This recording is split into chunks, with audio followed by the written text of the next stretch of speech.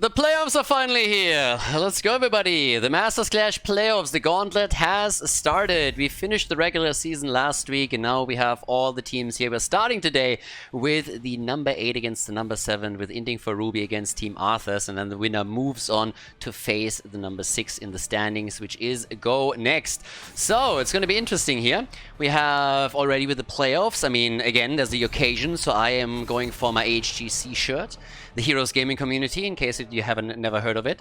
So yeah, HGC, Heroes Gaming Community, is like super famous, and it just involves, like, you know, all the top figures in Heroes of the Storm that still keep the game alive. But yeah, as we're kicking off in game number 1, this is the best of 5 as usual, so again, it would be kind of funny if Inting for Ruby comes out swinging and all of a sudden says, you know what, boys, we've been memeing all season long, we're actually much better than what we showed you guys, and here we come with a 3-0 in our first match. That would be kind of amazing. That said, it's probably not going to happen, so right now let's just acknowledge that they are still the underdog in all of this. We have, first of all, Cassia being picked. Stukov got banned out. We have also Chromie eliminated, which actually, interesting enough, keeps Uther open. And Inting for Ruby was always a team that loved to play Uther. Fish, whenever he got a chance, he went in for that Uther pick like crazy. I mean, that guy is just a huge Uther fanboy. And that might be one of the reasons why they're hesitating a little bit. And well, there it is. Uther and Carrigan. So they immediately switch up their pick pattern a little bit now that they're seeing that they can get the old bird in the beard. Carrigan together with that as well. And also on the left side, Cassia locked in first as we're continuing. By the way, the captain, Kloster, that's by the way Zelia's account. So earlier turned out that quite a few people did not know that. That's actually his Smurf. So Zelia, if you remember, a couple of weeks ago, he already played with the team and he zapped in with his main account once. And ever since then, he's been playing it with his Smurf account with the team. So yeah, Zelia is currently helping the boys and girls there a bit. We got Morenas on Urel, Denardo, and Garrosh as we're starting with the front line. Already a lot of mobility, well, not mobility, but like displacement there with Urel and with Garrosh. Carrigan Uther, of course, indicating right from the get-go that it's going to be a bit of a killer setup that we're seeing from Inting for Ruby.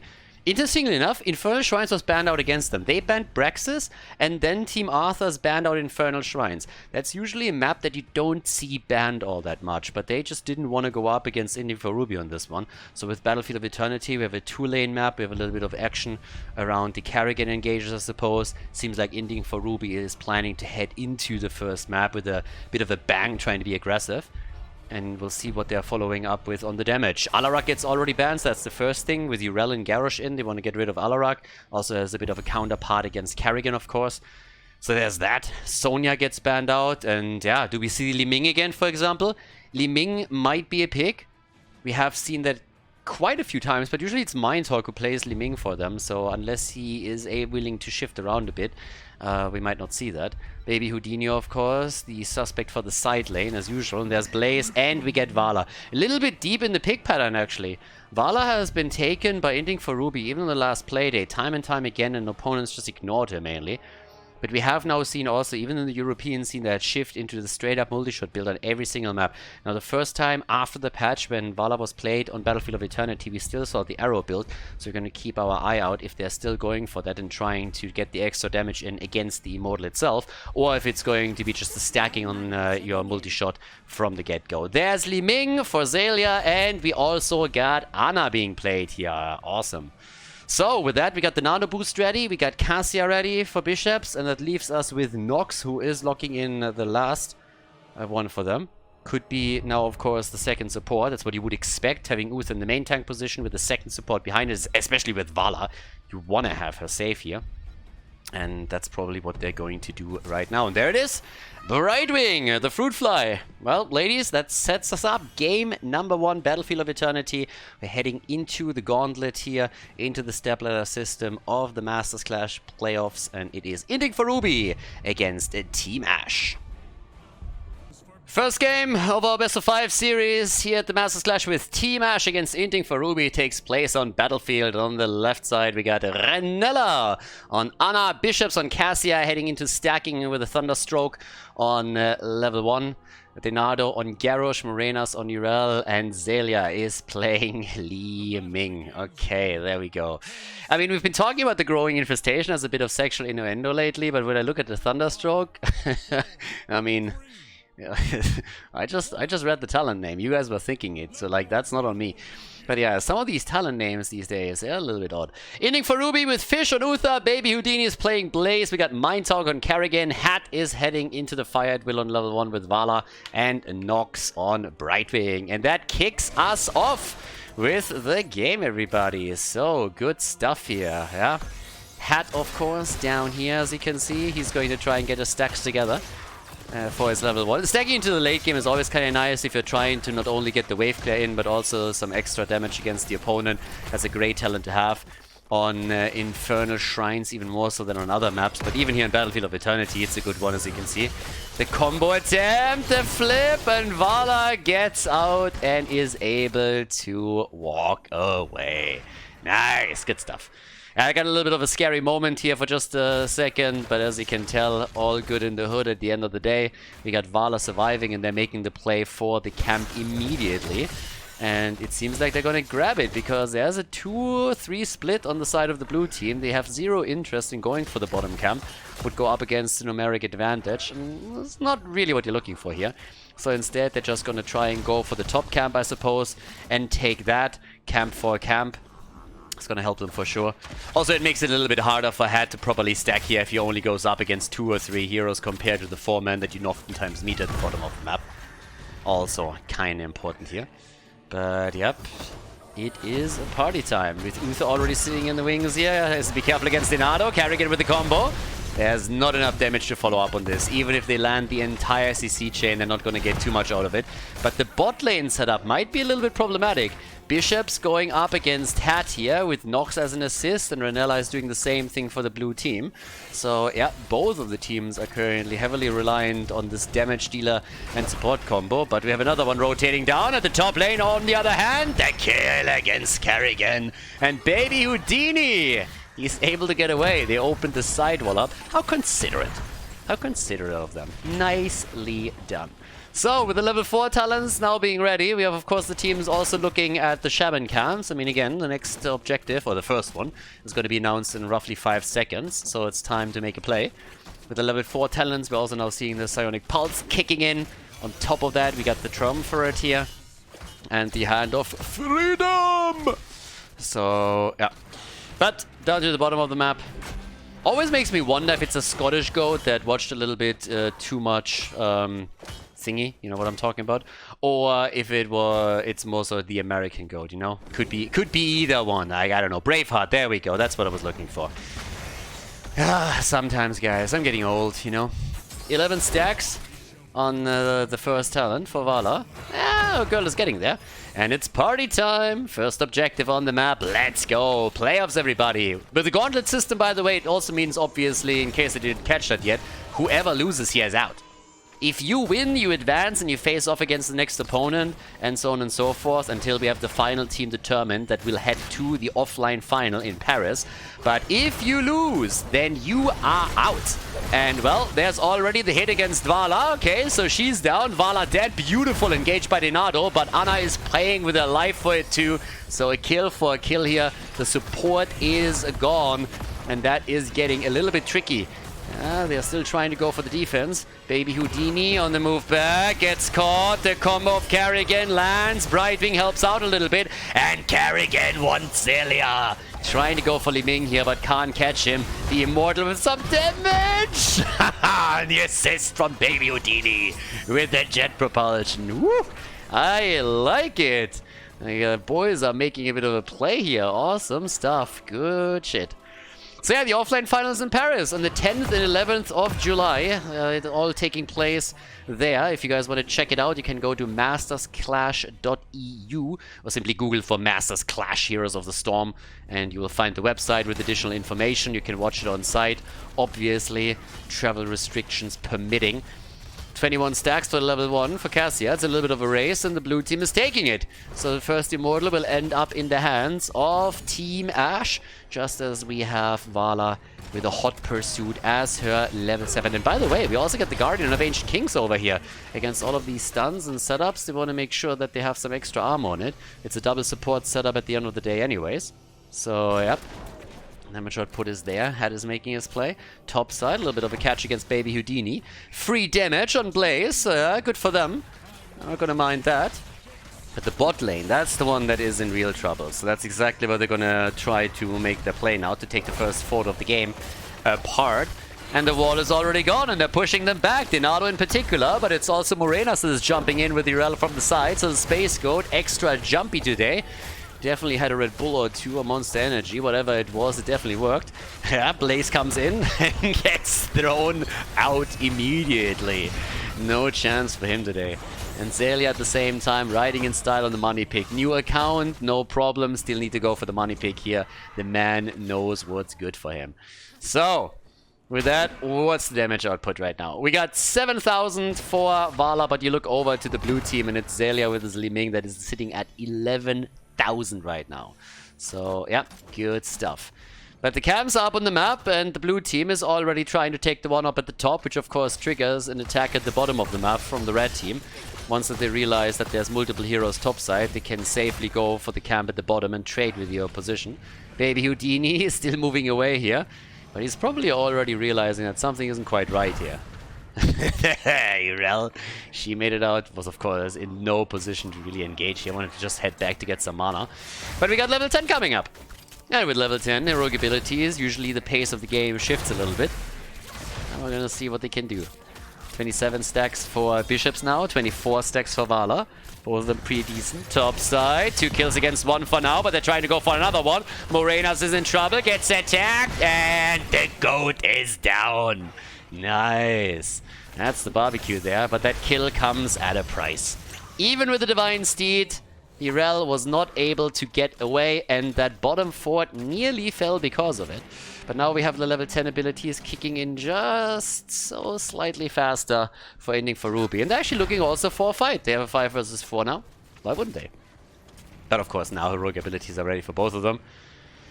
And here we go. Well, do we have any big surprises? Nah, not really. We got the Divine Shield out.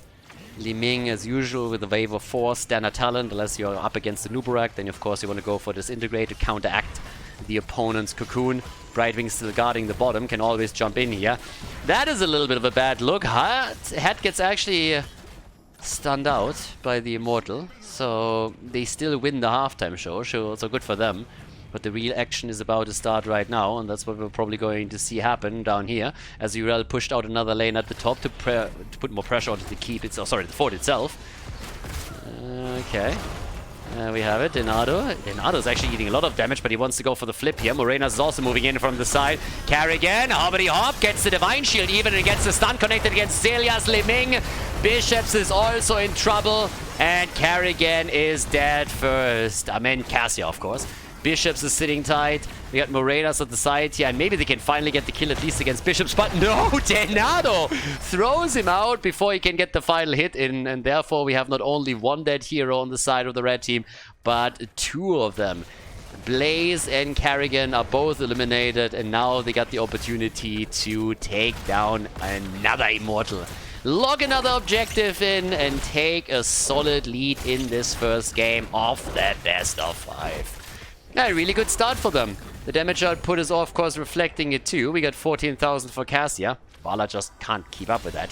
Well, she's sitting at 13, so she's at too close for Cassia, but look over at the top damage dealer, and Li Ming has 20,000. That's not too shabby. Second fort goes down. The one at the bot lane has already been eliminated. Brightwing has been trying to hold that for as long as possible, but now the top lane is gone too, which means that the Immortal is making its way right off the bat towards the keep, and that is going to be a little bit tricky to hold. I mean, it's a 50% shield. We're only 9 minutes into the game, but of course you can imagine 1 kill, maybe against Blaze, and you're in trouble. Uh-oh. Uh-oh. Team. No. That's done. The turnaround. Zelia is dead. Karrigan wanted the goat and couldn't get it. Throws out the Ultralisk. And damn, that was a real nice choke point that they exploited. And of course, Vala got a lot of connects in this one. Not only nice stacks for her, but also decent damage output. Boosted her just a bit. Ultralisk kill at the bottom of the map, but that was definitely a good one. So the red team is not giving up on it yet. It's still a talent advantage for Team Ash, so there's that. And of course, their goal is to move on to the next round of the playoffs here, to face off against Go Next. We're most likely already watching this with keen interest. And trying to see who they're up against first and foremost, and also what they can expect here in the next series. So there's that. A little bit of an action up at the top, and there's the attack. So they're going to try to make a play for this one. And in the meantime, Blaze and Brightwing both get eliminated at the bottom of the map. Damn.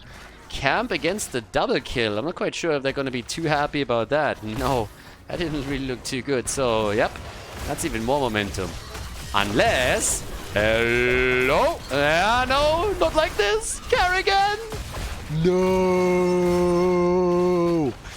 Karrigan is down. That's a third kill. Damn, Team Ash stepping it up big time. I mean, holy hell. Yeah, that was kind of nuts. 41 stacks for Vala now, but it's really the blue team that is stealing the show here with the 42 stacks that they already have. And it's kind of crazy. 7 kills to 3 just in total. Damage output, as you can see, we're looking at 21,000, 28,000 on Li Ming. Zelia has been doing fairly well here. Next objective is also popping up. The dangerous part is really a potential level 16 for Team Ash. If they can buy a bit of time around the objective, they're going to do it. Just delay it, you know, get the objective in, and then you can really run that talent advantage for a long time. Because it's going to take ages for Inting for Ruby to catch up if they fall behind here. Which is pretty much all that Team Ash is trying to do right now. That's why they're setting up on the defense instead of going aggressive. But they might get the kill here after all. They go for Uther and he's completely stun locked. No chance to get out. Divine Shield couldn't even be in use. Now they go for Denado and he gets dropped by Vala. Head hyper aggressive here. Follows him and gets the counter kill for the team. Nice combo from Karrigan. The follow-up of Blaze is there. Mind Dog is low though. And so is Brightwing. Brightwing dies first. And they're just losing too much. But it's a blow-for-blow setup.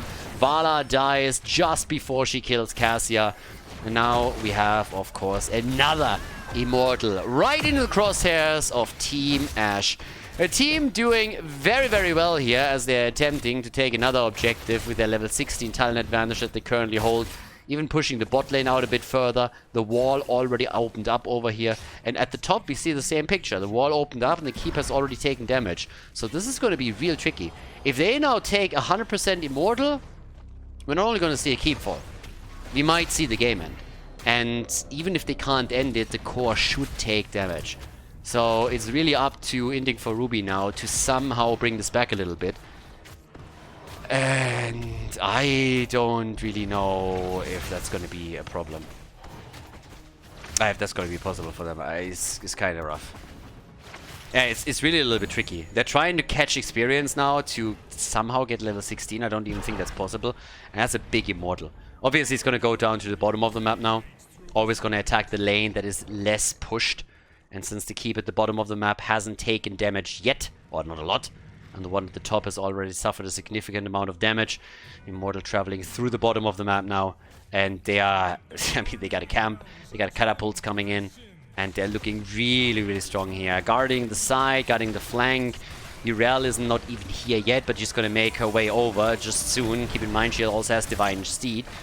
But she can also set up the attack for the top keep, so they can literally attack both of them. Karrigan comes in as a Divine Shield, maybe a bit of an early one here, and is really trying to demolish the backline, but has absolutely zero success there. And here comes the attack right against Garrosh, maybe. Urel is here, and that's the kill. That's the double kill. An easy 2 kill against Blaze and Karrigan. and that should end the game. The keep is already gone. It's a 5 versus 3 right now, and they take Vala down and make their way over towards the core. This is going to be the end of game number 1. Nicely done by Team Ash, everybody. Inting for Ruby. They're losing out on Battlefield of Eternity as the blue team takes the lead in this playoff match. The first playoff match of 4 in total to determine the last team to head to Paris for the offline final. Nicely done by Team Ash on Battlefield. Before we head into game number 2, make sure that you subscribe to the channel if you haven't done it yet so you don't miss out on any future content here on Khaldor TV. Well, game number 1 didn't quite work out for Inting for Ruby, so now we're going straight into game number 2. Towers of Doom is the map, second map in the best of 5. Again, in the first round of the playoffs here, we're going to see what Team Ash can do right now. Their goal is to win this one, move on to the next round of the playoffs, and then face off against Go Next. Whereas, of course, the loser of this match is dropping out, so Inting for Ruby really needs to put a little bit of like oomph in here to make sure that they are advancing. But they haven't won an entire match this season. They won a couple of maps and they improved definitely. But again, at the end of the day, they were just new to all of this. Honestly, I really like that they made it into the Masters Clash. There was a little bit of a breath of fresh air, and it shows again that if you put some solid work into playing and you find some like-minded people, you can accomplish something like this. Because I gotta admit that I am so tired of all this whining of some people where they're like, I never get a chance, if they would just give me a chance. And I always just want to be like, just shut the fuck up. It's like me talking to Real Madrid and saying like, if you would just give me a chance, I could prove to you that I'm just much better than all of the professionals there. It's like all that whining, like do the same shit that everybody did, start at the bottom, go into the amateur scene, go into the qualifiers. There's so many open tournaments right now in play. That's what these guys did. And now they made it into the league here.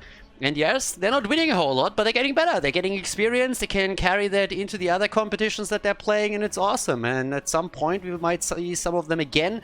We might see them just get better in general, and I really like it. So big shout out to Inting for Ruby. They stuck out the entire season. They never gave up, not even once. They were always fighting for every single map and really putting the work in, and I appreciate that a lot. Now here in Towers of Doom, they follow again the same MO that they did before. They go into Vala as a first pick. They do that a lot. They really like to play with the hero. We have at the same time our supports banned out again. Uther this time banned against Inting for Ruby. I talked in game number 1 a bit how Fish always picks him as a main tank when they can. And again, he gets banned out after that was literally true in Battlefield of Eternity. So we get the Vikings also banned. Which is actually kind of funny, because if anything, I would have expected that maybe the blue team would throw a little bit of a fast one over here, but no, not quite. So, always sad when the Vikings get banned, because like you imagine what would it be like if the Vikings get picked, you know? But anyways, we got Lucio, we got Garrosh, we got Morenas and Bishops, so everybody is in here. And yeah, Garrosh this time on the side of the red team. I really like what Denato did with him on the last map. He created a lot of kill opportunities for them. Let's see if Fish can follow up on that. And by the way, talking a little bit about the picks that they have. I mean, one of the big differences when you're looking at Inting for Ruby and looking at some of the top teams is obviously they are a little bit more single-minded in their pick patterns. Mostly in the sense that they have certain preference picks that they don't deviate away from as much. They don't have the hero pool that some other teams have in certain roles. So there's a couple of just patterns that they really like. A couple of double picks that they really enjoy and that they follow whenever they can, even when they're not like the best in the current meta or when other teams would have made a different decision there. But again, it makes sense given the situation. This, on the other hand, makes... if you watch the season, you know that I'm not a Tyrande fan. Well, I'm actually a fan of Tyrande. I really like the hero, and in the past, you could do so many awesome things with her. Right now, she's a liability. Now, she can work, but if she works, it's mainly because you're going up against a team that is lower than you, where you are just better, because any team that plays against you, that plays on eye level, is going to try to punish Tyrande specifically. She doesn't have an escape, she's quite squishy. She adds, of course, a lot to the team, but she's oftentimes a vulnerability. So you have to keep her safe. With Urel and with Diablo, that's definitely possible, and you can make a lot of plays following up on Diablo, for example, but it's an interesting pick for sure. and we'll see how that works out for the blue team as they're heading into the last pick. Baby Houdini with Tehaka, if he can put some pressure on her, he should, because she is going to be a great target if they can set this up. Now, with all of that said and done, game number 2, Towers of Doom, let's head straight into it and see if Team Ash is locking in the second victory or if Inting for Ruby is tying the series here. Game number 2, Toronto for the blue team. Ranella with a hero pick. We got Zelia on Zeratul. That's terrifying. That is already terrifying. So yeah, Zelia on his Smurf account. Kloster is playing Zeratul. We got Morenas on Urel. Bishops on Cassia for the second time in a row. And Denado on Diablo. Yeah, on the right side of the map, the Fish on Garrosh. We had Hat again on Vala. Same build for him. Nox and Lucio. Mindtalk is playing Li Ming. I'm curious to see his level 13 talent. Connoisseurs of Mindtalk will know already what I'm talking about. And Baby Houdini on Dehaka. Yeah, Mindtalk on his Li Ming is sometimes a little bit weird. Now, he oftentimes doesn't go into Illusionist, but goes into Cannoneer. And I think in one of the games I've even seen him pick Glass Cannon, if I'm not totally mistaken. If he does that stuff against Zelia, Zelia is going to rip him a new asshole. So, sorry to be blunt here, but that's just going to happen. If you do that against a Zeratul player, he is just going to obliterate you. At least the Zeratul player that kind of knows what he's doing. And seeing Zelia on something like this, I mean, again, that guy can play pretty much everything. Yes, by now he's a main support. At least he was, of course, in HGC. But before that, he played a lot of Tracer. He was a great damage dealer there too. And it's going to be interesting to see what he can pull off here in the long run. But as it stands, the teams are, of course, slowly getting in position for the first mini-objective, aka the camp that are spawning right now. The pumpkins are already up on the map, so that's the first one that you want to take care of. Nobody's really invading. Fish is double-checking a little bit, but Denado is sitting in the bush, anchoring the play of Team Ash to make sure that nobody is invading, and so everybody is just like fine to easily trade at the beginning of the game. On level 1, we got the move Unseen. Have seen this a little bit more often lately too. And yeah, with all of that, what else are we getting? There's already a little bit of a flip. The wall's done. Yeah. And Zeratul is there too, and all of a sudden Garrosh is like, uh-oh, mistakes were made, baby. But he gets away. So yeah, all good for him now. Vala by now on 3 stacks, but this time she only has a single support. And that might be a bit of a problem. Hat has been locking in Vala whenever they can, but they're still struggling with it. And sometimes, I mean, he has a double support and he's still struggling there. As you can see, Zelia is already trying to go for Mindtalk. He's going to try to go for Vala. There's so many squishies on the side of Inting for Ruby that Zeratul should have a field day later on. He is going to do really, really well there. Now, we have with the level 4 talents kicking in, the usual talents coming through, but I am very, very interested in what happens around, let's say, level 10 already. When Zelia gets the Might of the Nerazim and can start to really just dive in and jump out again, get some damage connected and move into that backline, I'm really curious what happens there. Now, there's a couple of abilities that he really has to be careful of, especially when we're talking about Dehaka. Once that he appears, you need to be quite cautious that you don't get dragged or that the isolation hits you.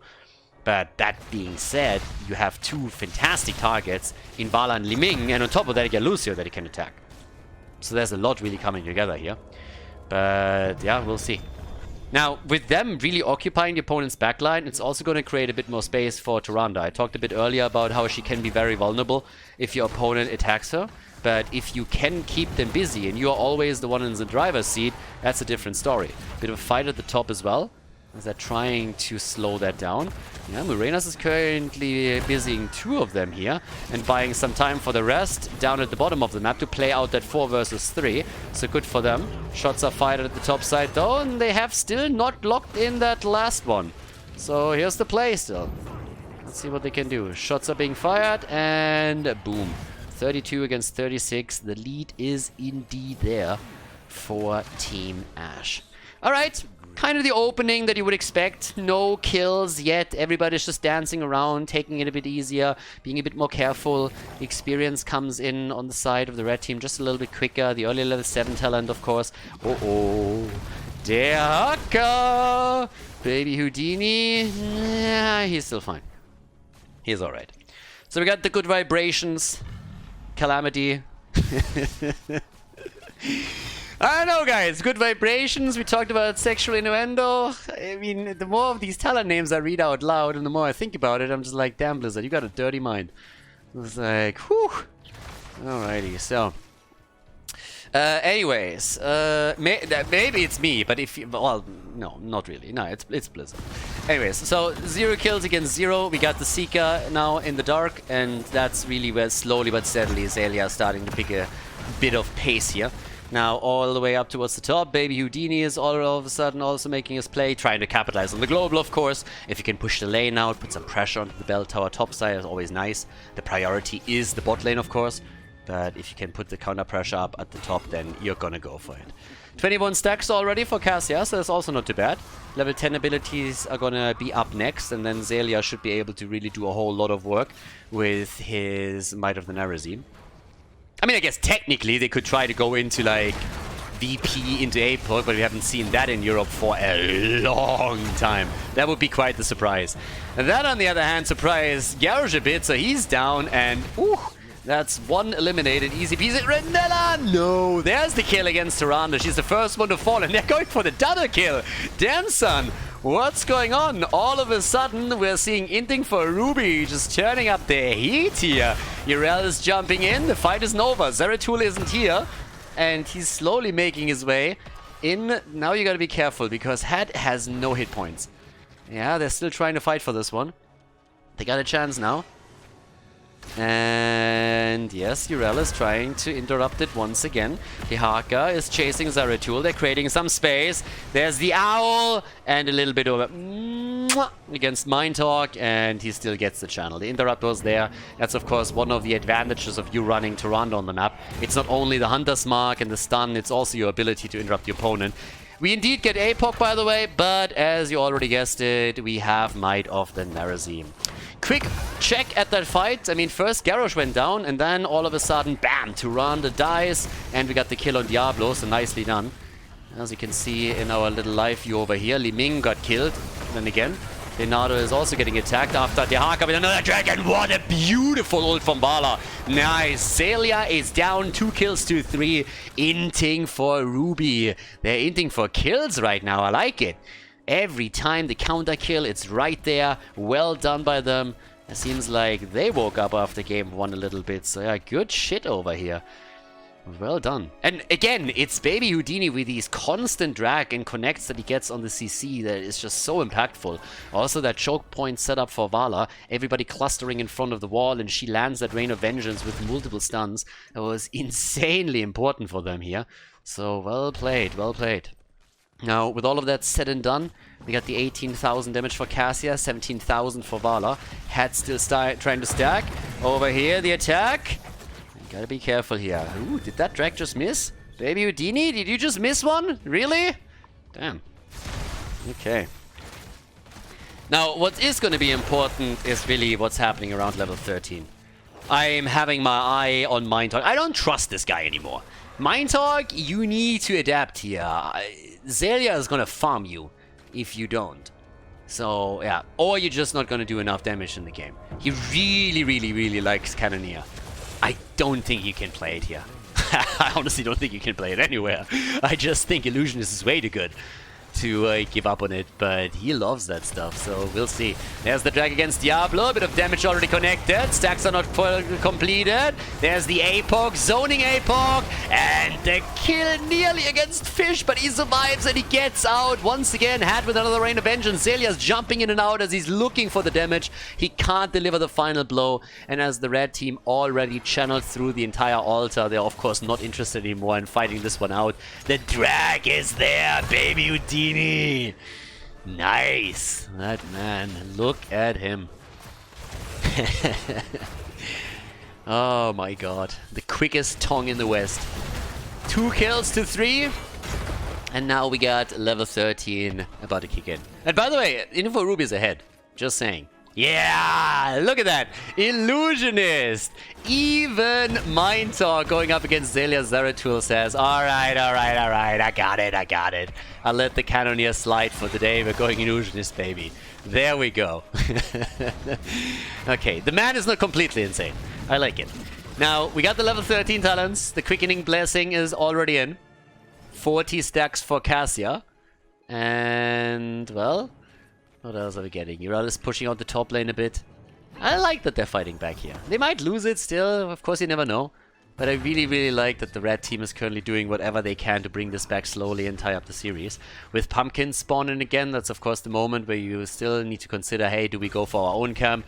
Do we maybe attack the opponent? How do we play this out? And yeah, they're just doing their thing. 24,000 damage for Vala, 26,000 for Cassia. At the top side, Baby Houdini already in position. Ural going for the camp at the top, trying to get another pumpkin set, and at the bottom of the map they're making another play for Denado. Wave of Force already been used, big stun, and Dibbles is down. Gets popped by Calamity, and another drag against Tyrande, and goodbye my lady. She is dead again. If you get on her, then she is just toast. That girl is too squishy. She is a very vulnerable flower. So, up at the top left, Morenas with the channel attempt. I don't really think they're going to fight for this. They're going to delay it a little bit at the most. Are they really trying to take this? Damn, guys, you're ballsy. At the bottom of the map, Cassia gets attacked too. Over here, the bully set up. Okay, Tehaka Shakalaka. Nearly getting the kill there, but look at Zeratul. He's chasing Li Ming. We've been talking about it ever since the game started, and it is starting to happen. He's gonna home in on her whenever he can. 36 stacks by now for Vala, so a little bit of extra damage. The channel is completed through Ural. The shots are fired. 5 kills to 3 in favor of Inting for Ruby. But we have not... I mean, they are a little bit ahead in the objective now too. Hey, it's actually a little bit weird. So right now we have Inting for Ruby ahead in kills, but they're falling behind on the objective. The blue team is slightly ahead there. And in experience, they're fairly even. So, yeah. Let's go. Top side. Careful. Dehaka. Yeah, not this time. Not this time. He's down. And that was an important kill. He's been doing a lot for them. Down for another 30 seconds, so that definitely gives map control for the time being. We got also even an idea to go for boss here. I don't think that they're going to commit to it. Well, maybe now. Zeratul is still there. They're trying to exploit that the Haka isn't here. So they're really trying to make that play. Diablo, stun, double stun, and bye-bye Garrosh. The stagger death against Garrosh. He got bullied around hard. I mean, damn. They toyed with him there. And now it's just like, do we boss? Do we not boss? Like, what are we doing, guys? And they decide that they would go for it right away. So, yeah. Also, Vala, of course, is now her level 16. That's kind of important. Minotaur gets murdered. I mean, he's there and then he disappears. Nice Copperfield act that he has there. But, oh boy. That is trouble brewing. Because not only is the Haka now back, but it's like 2 heroes down. So it's just one staggered death after another they're suffering at the hands of Team Ash. And that just hurts. Vala's sitting at 29,000. We got Cassia at 31k. They take the opponent's camp away. Let's not forget, this is all about the triple altar phase that we have now. Top left is an easy channel, or it should be for Zelia. And at the bottom of the map, here comes Tyrande with the interrupt towards the top. And yep, there it is. Interrupt against Nox. They get 2 out of the 3 altars for sure. And that's 8 points off the core. So now we are looking at 24 to 16 in just a moment when the dust settles and the shots connect. Yeah, the lead is there. The lead is there, but Inting for Ruby hasn't given up. They're fighting for this time and time again. But the dinosaur gets bullied around. Careful. Wall's done and another kill. Yeah, they're hunting him. They're hunting him. That's kind of rough. That is 7 kills to 5 now. And yeah, they were able to take the pumpkins away. At least that, so they stole those. But still. Mid lane. Look at the mid lane. Look at the top lane. There's lane pressure on every single one of those against the forts. So at some point they're going to crack. This could easily happen. At some point you're losing 2-3 heroes and then your forts are already so low, or your bell towers, that your opponent can just move in, convert them over. And you're just suffering one hit after another. So big problem potentially for Inting for Ruby as the game continues. They need to just get a bit more map control. They've been doing well in some of those team fights, but they, as usual, have problems capitalizing on them a bit. So that's a problem for you. Either way, top side, That's... There's the thing, alright. Bottom of the map. Setting all of this up. The owl again. 19 to 18, the lead, but no level 20 just yet.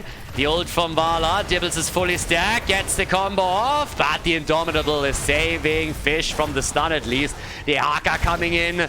Everybody's dodging out on the CC, but the damage, oh. The entire red team is rather low. Mindtalk is doing his best, and so is, of course, Lulcio to make sure that they're all topped off again. So they're bringing them back, but here's the kill. The Haka, he just gets farmed at this point. And the shots are being fired, and it's just, there's no letting up on it. They're putting another one into the corner. Fish has a problem, and Fish goes down. Diablo, oh, he gets out with 200 HP. Good for him. But this is just drastic here. It's nearly level 20, and of course they can go for the channel, and that's exactly what the Nado is doing. Another 4 shots fired will drop them down into the single digits, and that's what's happening. There's the shots coming in, 8 points on the core, and guess what? The boss is up as well, so they could take it too, and the situation becomes worse through the fact that Team Ash has now their level 20 talents, and that gives us the Shooting Star and the Twilight Falls. And yep, Zelia, he's going for it. Damage with every single hit, dropping those backline damage dealers low and lower. Vala dies first, and of course up at the top, Mindtalk, he's next on the menu for Zelia. He's just going down the checklist. Vala, check. Li Ming, too far away. We'll talk about her later. So yeah, 10 kills to 5. The momentum is there, and the pain train is coming. The pain train is heading straight for the Arca, and he's like, not today. But there's the combo, straight into the stun. Yeah, good drag, so maybe he is able to get out of this. Isolation has hit too, but as all of this happens, Zelia, after they converted the bell tower at the bottom of the map, moved straight into the mid lane and said, you know what? If you guys are fighting, if mom and daddy are fighting, I'm gonna take the bell tower down. That's just what happens. 67 stacks for the Thunderstroke.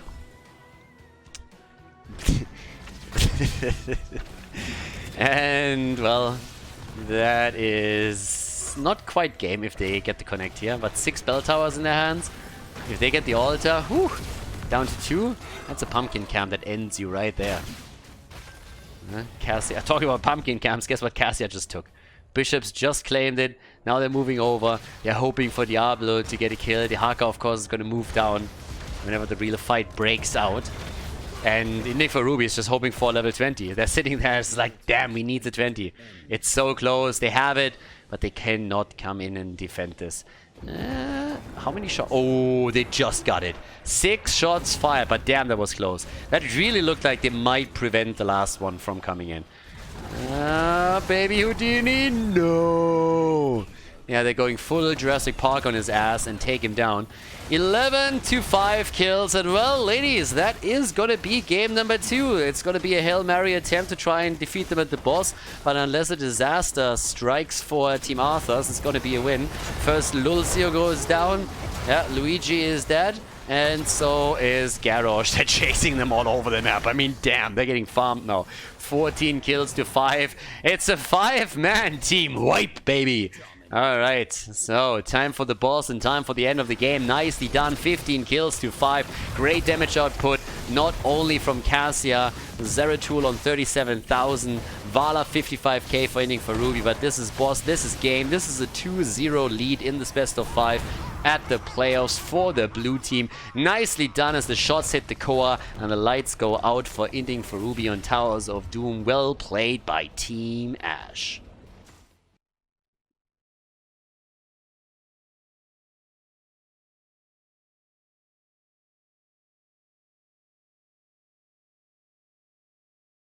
Game number 3 could be the final one. Inting for Ruby, I mean, they fought back, they did what they could, but of course, at the end of the day, Team Ash still a bit too strong. We've been highlighting a bit at the start of the game already where the problems are going to lie with Vala and Li Ming as a backline. Zeratul had a field day, and of course, you can try and exploit the weakness that is Tyrande as a squishy.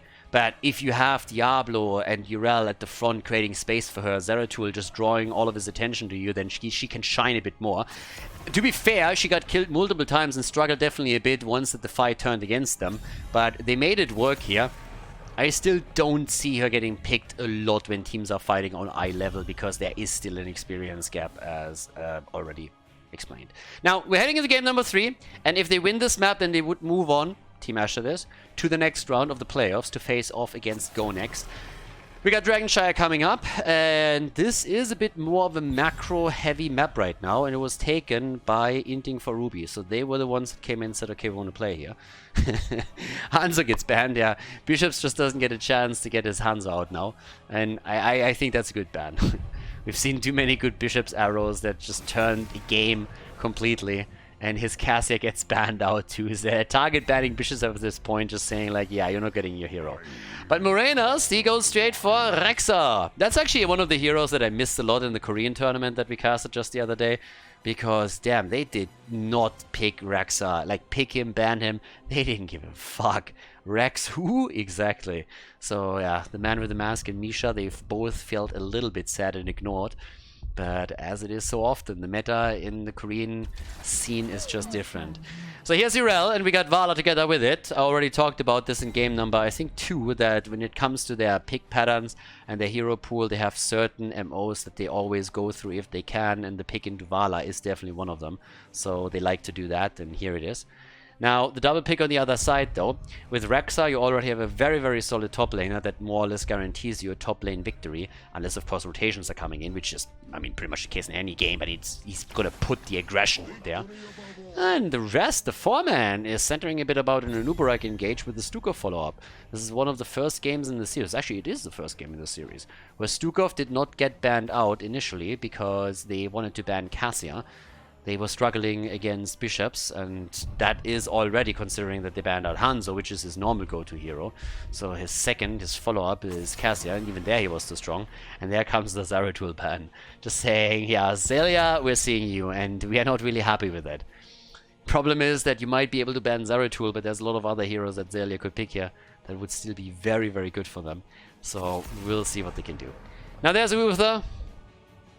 Not picked this time. Not picked by Fish. Might have planned on picking him later, but didn't pick him right away.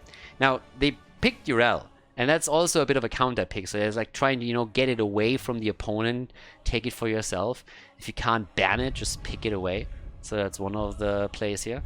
But therefore, Uther is still open and as a ban, as a third ban, and gets eliminated. And here comes Li Ming and Ana. I've seen that backline before. Same backline as in the last game. Maybe the front line is now a bit beefier with Urel over Dehaka. If Baby Houdini is there, he can push the opponent away, create a little bit more space for her, so that's good. But yeah, that leaves us with our last double pick. So we need a good hero for Bishops, and what is Zelia gonna play? Junkrat is in. Sylvanas. Yeah, I thought we will see something a little bit scarier than that. But okay, so that brings us straight into our last pick. It's only the front line that we're still missing out on. The tank, the main tank for Inting for Ruby. And then they're going to have their shot at coming back into the series. Start that reverse sweep, you know. Bring it home. But Team Arthur's, Team Ash, is going to try to take the 3-0 here. And it's Mal'Ganis! Okay. They see Batman on the other side, and it's like, we got a Batman too. And they go straight into Mal'Ganis. Dragonshire, everybody! Game number 3 in the best of 5. Prepare for combat. Dragonshire! Game number 3 with Renella on Stukov for the blue team. Zelia on his closed account with Sylvanas. Bishops on Junkrat. We got Denado and Anubarak. And Morenas on Rexa. On the right side of the map, we have Vala, played by Het, Fish on Mal'Ganis, Mindtalk on Li Ming, Nox on Ana, and Baby Houdini on Urel, the Space Goat. Okay, so, time to party. Unleash. Yeah, unleash, baby, let's go. No, but on a serious note, I really think that Inting for Ruby took a lot out of this season. No matter what happens here, but again, they were the newcomers, they were the surprises, they made it into the top 8 of the Masters Clash, so good for them, sticking it out, never really giving up, always using this as a training opportunity. But now, can they win at least a map in this playoffs setup? That would be kind of nice for them if they can at least take one, But of course, they're going up against a team that has a lot more experience than they do. And Junkrat is going to threaten Ana, the same way that we just saw it happen against Nox, always attempting, of course, to get that mine out and then repositioning her, so that's a bit of a problem. But, yep, there's our setup already. Okay, Zelia, they went for him, but now the attack against Mal'Ganis. Uh-oh, that is a kill. Yes, that is a very, very nice kill. Well done, and a good follow-up from Junkrat in particular. So yeah, that was well played, and it leads to the first blood in the game. So good stuff. Zelia, he's all alone at the bottom of the map right now. The 1 minute mark has also passed, which means that the camps are now on the map, and the two teams are making their way towards the Shaman camps first. The Bruiser camps. The Bruiser camps through the top lane. Okay, so on at the bottom of the map. And the next one is about to be taken, and here comes the objective. Okay, so slowly but steadily things are ramping up a little bit. We got the first kill, we got the camps taken, a bit of a delay on this one, I suppose. Yeah, they're a little bit late on it, but they're going to get it eventually. The pew pew pew from Ana. And thanks to the timing, this one is going to arrive right here. The thing is, they are set up for that attack. And yeah, that might be a kill.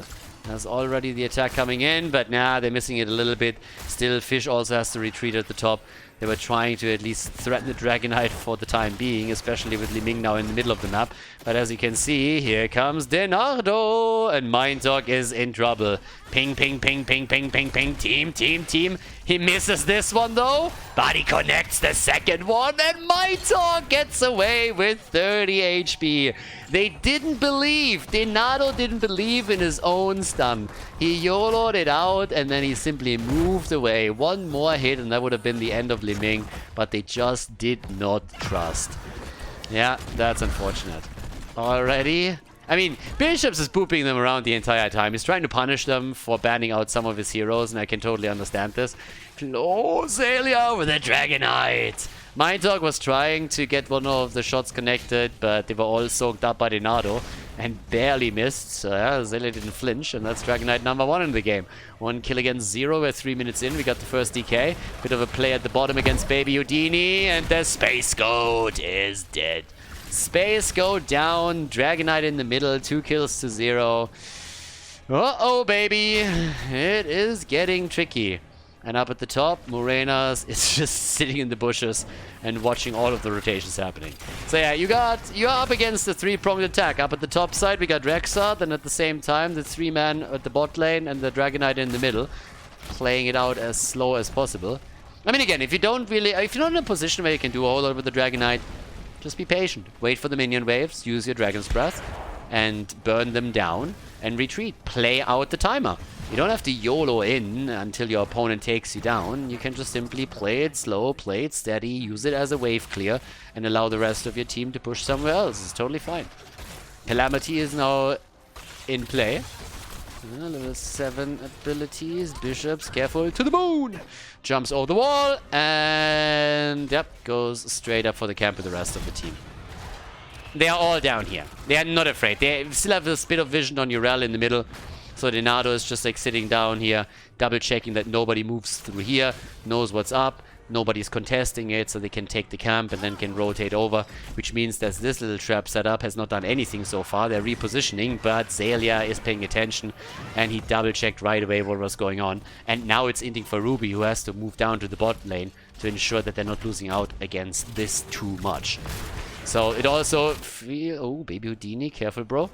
Yeah, that's a stun. That's a follow-up. That's another stun. And hello? Right choice. Or was it? They're trying. There's the kill. Well played. Really nicely played by the blue team. First, it looked like it was the correct choice by Inting for Rubies. The Urel to get down to the mid lane and then try to escape there. And honestly, it was the only escape path open to her. But everybody on the blue team was on the same page. They were all on the same page, and they all made the right moves. So they get the kill. And now we just look at the experience gap, and it's level 10. Level 10 versus level 8 and a bit. And yeah, that is full-on map control just as the objective is spawning again. So you know you're in trouble. And it's the Rocket Ride. Okay, got buffed in the last patch. Got buffed. A little bit more damage. Mind control into the rocket, baby. Bishops has already played around it. Okay, so easy one. Alright, boom is back and retreats. So, yeah, down here at the bottom of the map, already the first one is about to be taken. Trying to hold this a little bit against the fish. Up at the top, they're also going for it. Are they trying to fight or are they trying to grab it in the middle? They're trying to fight, and why wouldn't they? They have level 10 abilities. Oh, of course you want to fight. There's the slow, and yeah, I was hoping for the rocket ride, but I didn't even need it there. Could still try to go for the play right now. There's the stun, and it's a double kill. Yeah, easy one, everybody. I mean, easy kills. Nicely played. So first they take Mal'Ganis down, as you can see, and then the full-on setup against Li Ming, and she just disappears as well. The double kill with the level 10 abilities, the attack against the 4 down at the bottom of the map, and in the meantime, we have the top side at least retaken. So they're trying to do their play there. Inting for Ruby. Another stun from Misha already coming out. And down at the bottom or in the middle, at least taking the camp down. But it's 5 kills against 0. Like, the blue team has taken 5 kills and the red team hasn't taken 1 yet. So, yeah, that's the other side of the coin here. It's not only that they're losing out on the macro, they're losing heavily on kills. 15 stacks for Rexa, which means that soon he's going to hit another power spike, completing the quest, making himself and Misha a bit beefier.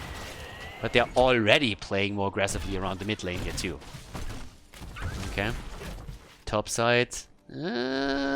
Zelia? He has his eye on the space goat. The man is hungry. He wants a gold burger. 9,000 on Vala, the damage output. 11,000 here, and Bishops is taking this one. Another Dragonite. Oh yeah. Battle axe time. Get that dragon's breath in play. Dragonite secret. Never brushes his teeth. That breath is toxic AF. Yeah, you smell that once and you just want to die. That's what might happen to Anna here. She's already about to go down. Same time, the fish. Mal'Ganis. Oh, ha ha ha. He got the axe. Yeah, the DK went full Zul'jin on this one. And bam, drops the 4-2. By the way, what is happening with Junkrat? Where's the rocket ride? Dude, you went for rocket ride. I want to see the rocket ride. You can't just tease us like that and then go into the Dragonite and just simply get out of the way. That just doesn't fly. 6 kills to 0, 2 levels ahead. I mean, rocket ride right here. Full doggy coin, baby, to the moon, like all the way. I want to see it. They go for the keep, and okay, fair enough. Can understand that, but if I don't get a rocket ride this game, then I'm going to be a little bit salty. Here's the moment. Come on. Come on, Bishops. You can do it, buddy. You can do it. I'm looking at you. You can make it work. There it is! Oh, they got close. The kill against Li Ming. And the rocket is back, but also a kill against good old Rexa. Yeah, that's a double kill. That's actually a nice trade finding for Ruby. They got 2 kills, but they lost the keep. Unfortunate. Unfortunate. The keep is down. And yeah, that is continuous pressure through the bot lane. But at least a few kills finally on the board for ending for Ruby, and that goes a long way. And talking about kills, they pick another one up. Good old Uberag. Look at that. They eliminated the cockroach. Oh, that hurts. Yeah, baby Houdini is dead. Easy kill. That was a really nice connect on Li Ming's side. Fan-fucking-tastic. So yeah, nicely done. Good job by Sylvanas. Great connect with the ult. Now 8 kills to 3. We got half a level to level 16. We can go for the next one. Top side. Oh, Zelia. There's nobody dealing with this. Oh boy, he's not only going to burn that minion wave down, they're going to get that fort for free, aren't they? That's a freebie right there. Mind Talk is riding in on his golden cock, but I don't think that he's going to be there in time. He even abandons the mission. Just abandons it completely. He realizes this isn't happening. Lets Urel take over. They didn't take it, by the way. She's going to save it. Is she? No. Nah. Nah. Nah, nah, nah. That one's gone. 16 versus 16. Epi. No, actually not 16 versus 16. Sorry, I'm jumping ahead here a little bit. 16 versus 13. Yeah, we got the Epicenter in. Okay. Also, the Will of the Forsaken. And here we go. Top side. Let's go, baby. Take it. Wer hat noch nicht, wer will noch mal?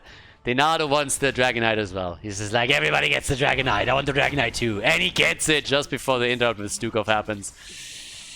Yeah, that's unfortunate. Okay, so 8 kills to 3. 16 to 15. And, well, that's a camp on top of that as well. So, are they going core here? We're 11 minutes in. It's noteworthy because normally when you're seeing DK after DK being taken is a bit later on in the game, but the reason why they're not going for the bot lane right away to end the game is because it is very early here. That Dragonite is not really all that powerful just yet. Don't get me wrong, the guy still has a big axe, but yeah. So does Uther, and we all know that he hits like a little girl. Dragonite, yeah, goes straight through the wall. And here we go. I pulled that line in HGC once and I was called by someone on Twitter sexist for saying like Tyrael hits like a little girl. And I was like, well, we can make a little bit of a trade. We're gonna get a little girl, she hits you in the face, and then afterwards I hit you in the face. Tell me if you feel a difference.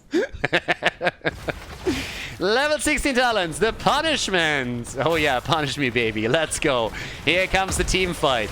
8 against 3, the kill count. Can we see a few more points for Inting for Ruby? The damage output, 30,000 for Vala. Here we go, choke point, they go for it, and yes, no, maybe. Nubarak down, Urel is down too, and they get the kill against Stukov. God, I love it. Inting for Ruby. Again, these guys never give up.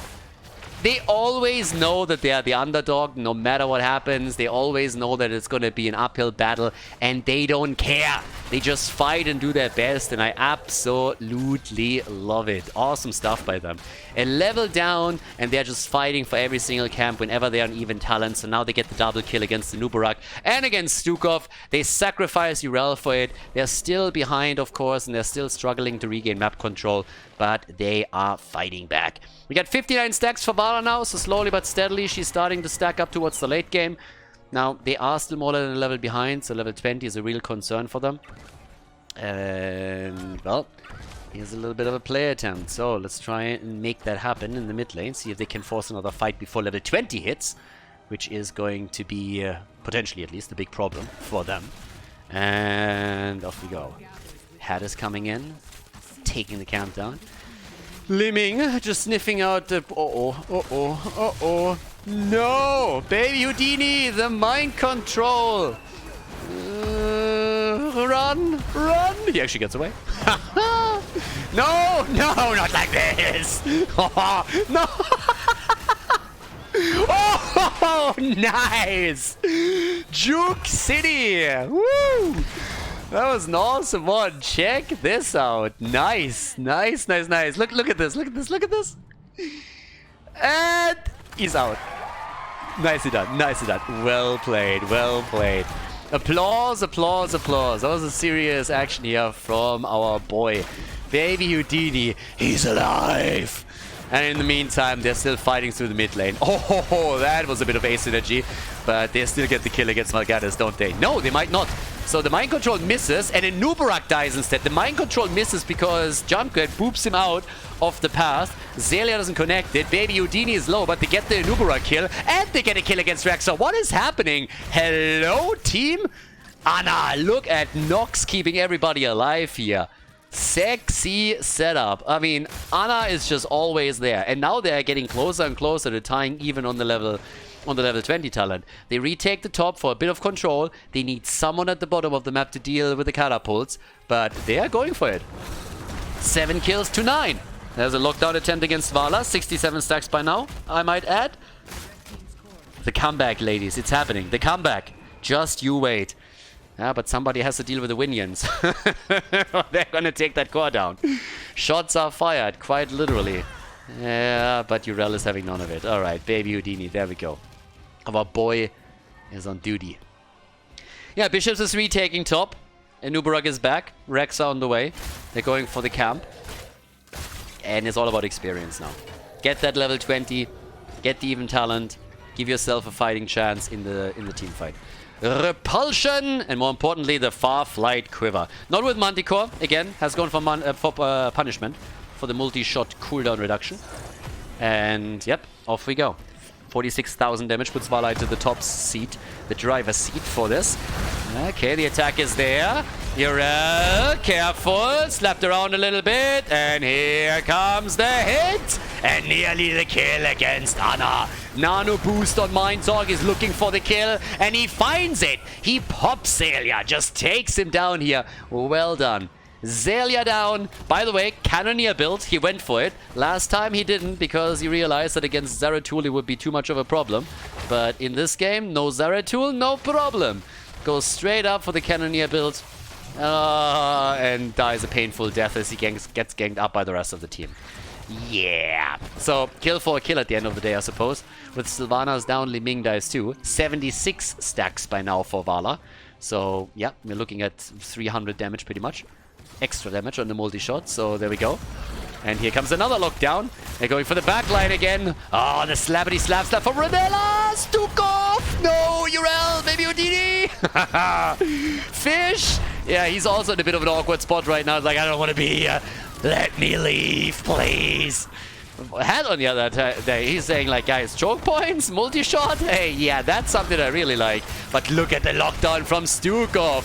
Beautiful. They still want to go for the camp. Head is boosted, nano boosted, as he comes in with hit after hit. And there's the big ult against Fish, and he has to retreat. It secures them the camp. He was thinking about going for the hero, and then they decided that he would go for the camp instead.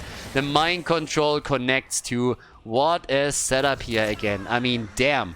Look at that fight there towards the end. Here comes the ult in just a second. Junkrat, do I go for the kill? Do I go for the kill? Let's go for the camp. Yrel might just jump out again, so let's go for the camp instead. At the top they take it. At the bottom they're still fighting. Oh yeah, they're going for the action. They are going for the fight here. And it is a 4 versus 4, at least for now, because Bishops is taking the Dragonite. Down here at the bottom of the map, the slaughter! No! Li Ming! Li Ming and Anna are both dead. Vala is about to go down too. There's Stukov with the setup. Misha comes in and gets the stun. Head is down. 5-man team wipe. Everybody dead. Not quite 100 stacks on the level 1 for Vala. She just missed it. 96 for her. A 3-0 victory, everybody, for the blue team. Team Ash takes down Inting for Ruby without losing a single map. Inting for Ruby, they are out of the event, out of the tournament. Team Ash is moving on to the next round of the playoffs, where they will face off against Go Next.